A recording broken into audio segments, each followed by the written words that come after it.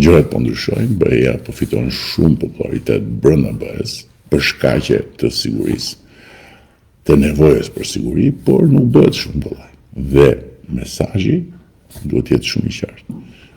Ne shqiptarët, ne populli shqiptar, ne qytetarët e Shqipërisë, duam të hyjmë në BE tani.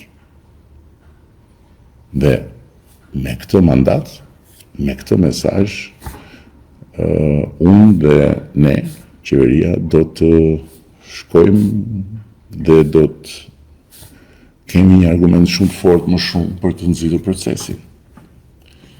Është e gjitha një luftë diplomatike, politike, nga të katër anët.